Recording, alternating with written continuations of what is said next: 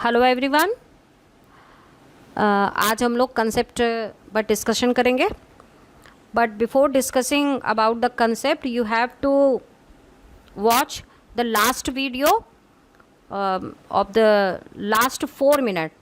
आपको पिछले वीडियो के 4 या 5 मिनट को बहुत ध्यान से पढ़ देखना होगा, क्योंकि उस वीडियो में ही हम लोगों ने व्यूज़ को डिस्कस करना स्टार्ट कर दिया था। और इस वाले आज के जो लेक्चर को हम लोग आगे कंटिन्यू करने जा रहे हैं, ये भी कंसेप्ट से ही रिलेटेड है। तो पुराने वीडियो के लास्ट के 4 मिनट को आप लोग वॉच करिए और फिर उसके बाद आज के इस वीडियो को कंटिन्यू करिएगा। तो पहले आपको लास्ट वीडियो को देखना है, उसके बाद आज के वीडियो को स्टार्ट करना है, जिससे कंसेप्ट आपको पूरी तरह से क्लियर हो जाए। तो जैसा हम लोगों ने इकोनॉमिक इन्वायरमेंट में सारे लेक्चर्स के साथ में उसके पीडीएफ को अटैच किया था और आपने उसको डिस्क्रिप्शन बॉक्स से डाउनलोड करके नोट्स भी बनाया होगा, ठीक उसी तरह से entrepreneurship and small business management के इस कोर्स में पीडीएफ को अपलोड करूँगी। और अभी तक मैंने जो 2 लेक्चर्स अपने आप लोगों को पीपीटी के थ्रू प्रोवाइड किए हैं, उसके ऑलरेडी पीडीएफ डिस्क्रिप्शन बॉक्स में अटैच्ड है और आप इन पीडीएफ की हेल्प से अपने नोट्स को प्रिपेयर कर सकते हैं। तो लेक्चर सुनने के बाद आप लोग पीडीएफ को चाहें, यदि आपको लगता है तो आप वहाँ से उसको डाउनलोड कर लीजिए। Thank you. Then the next view और the next concept is the innovation activity.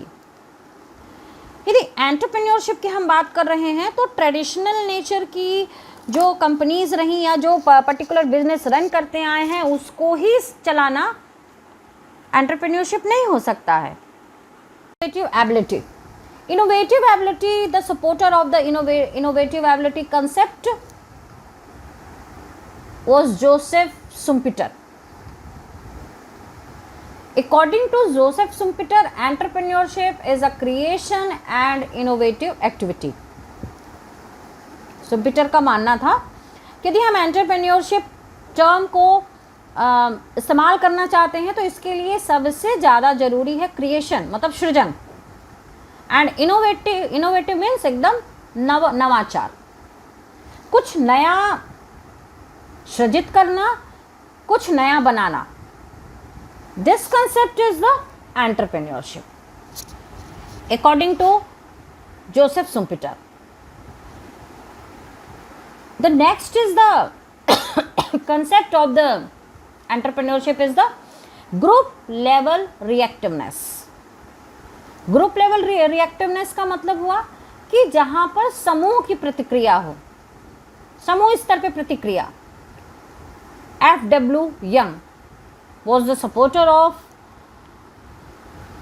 the entrepreneurship, was the supporter of the group level reactiveness concept. According to F.W. Young, entrepreneurship is a group level reactiveness.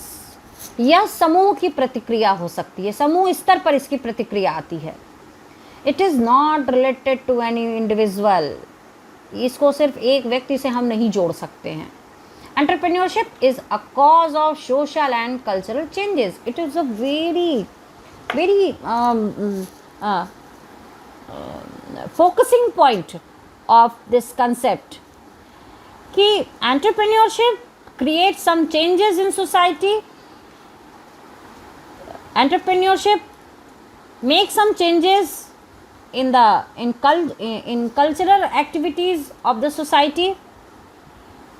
So group level reactiveness is the concept which was supported by the F.W. Young. The next is the concept or the view is the organization building ability. It is a organization building ability. Frederick Harbison is the supporter of the organization building ability concept. According to him, organization building ability किसी संस्था को बनाने की योग्यता ही उद्यमिता है। या इसको कह लीजिए कि organization building ability is an important base of industrial development, human development and coordination between new views in venture. Organization building ability में कहीं ना कहीं ये इंडस्ट्रियल डेवलपमेंट को मोटिवेट करता है, इंक्रीज करता है या एक्सेलरेट करता है, ह्यूमन डेवलपमेंट को इंक्रीज करता है और साथ में कोऑर्डिनेशन बनाता है पुराने और नए के बीच में। So organisation building ability is also the one of the concept of the entrepreneurship. The next is the capacity of high achievement. McClelland, according to McClelland, there are two features in entrepreneurship. First, ability to done any function with new and skilled manner. बिल्कुल नए तरीके से, बिल्कुल नई कुशलता के साथ में कुछ नए प्रकार का काम करना, इसकी योग्यता ही एंटरप्रेन्योरशिप है। एंड द सेकेंड फैक्टर और the second element capacity of the high achievement is the capacity to take any decision at the time of uncertain time period.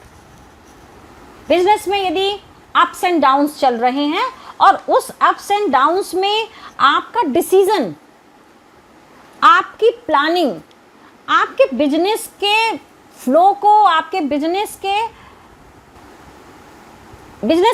आपके बिजनेस को पूरी तरह से मोड़ सकती है।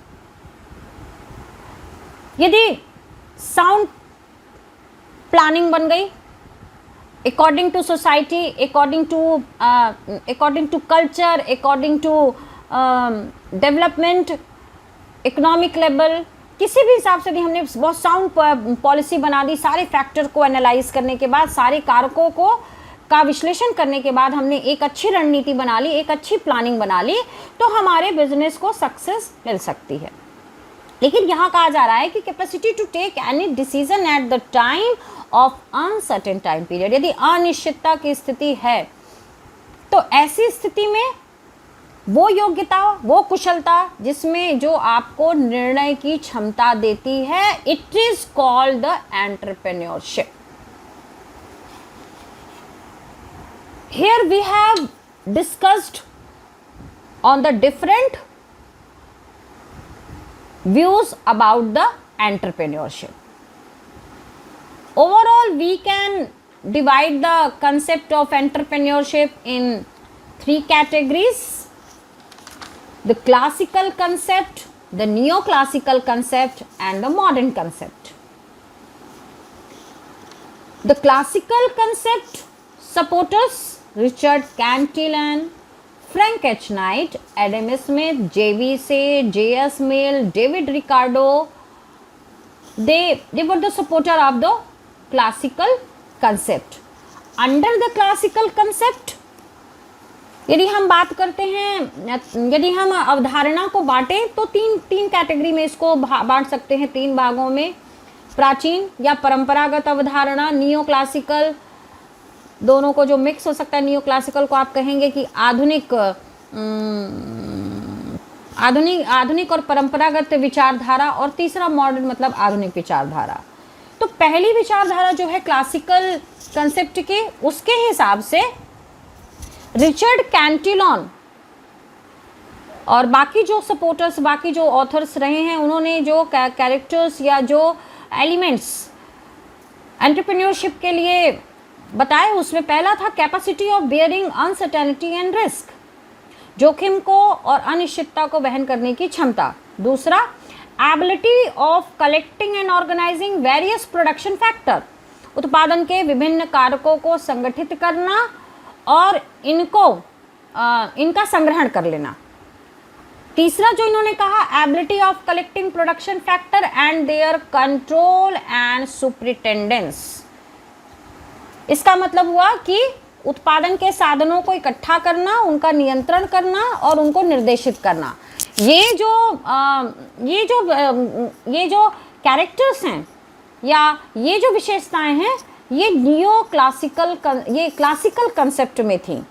नियो क्लासिकल कंसेप्ट में मार्शल, सुम्पीटर ये नियो क्लासिकल कंसेप्ट के सपोर्टर रहे और इन्होंने जो एलिमेंट्स बताए हैं एंटरप्रेन्योरशिप के वो हैं various managerial functions regarding business such as preparing the plan, organizing the production factor, their control and direction ability. इनके हिसाब से जो उद्यमिता है वो क्या है?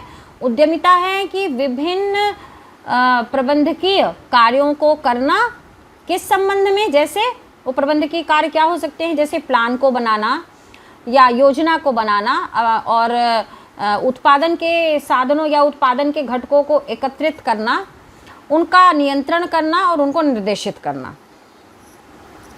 दूसरा जो है द चेंजिंग एबिलिटी ऑफ और the innovative ability. It means the ability about to adopt very new or to do something new which is not available in market, कुछ ऐसा करना जो पहले से उपलब्ध नहीं है। तीसरा है it is applied on all developing country. जो नियो क्लासिकल कंसेप्ट है ये जनरली सभी विकासशील देशों में ये कंसेप्ट एडॉप्ट किया जाता है। तीसरा जो है मॉडर्न कंसेप्ट, आधुनिक विचारधारा, उसमें है Stepanek, George Evan, Peter Kilby, Higgins, Peter F Drucker, H.W. Johnson, Robert Lamb. They are the supporter of the modern concept. According to the modern concept the element of the entrepreneurship, wide coverage area of the commercial and industrial activities. इन्होंने कहा कि जितनी भी वाणिज्यिक गतिविधियां होती हैं या औद्योगिक गतिविधियां होती हैं, है ना, इनसे जुड़ी हुई क्रियाएं वो कहलाएंगी उद्यमिता। दूसरा कहा गया risk bearing and promotion of new venture. किसी नए वेंचर को इस्टेब्लिश करना, उसको शुरू करना, किसी नए व्यवसाय का प्रारंभ करना और जोखिम को वहन करना, ये आधुनिक जो अवधारणा है इसमें रिस्क बेयरिंग और प्रमोशन ऑफ वेंचर, नए व्यवसाय को प्रारंभ करना या स्थापना करना, साथ में जोखिम वहन करना, ये आपके मॉडर्न आइडियोलॉजी या मॉडर्न कंसेप्ट की थीम रही। Click on the subscribe button to subscribe this channel. Press the bell icon to get notifications. Like and share this video. Thank you.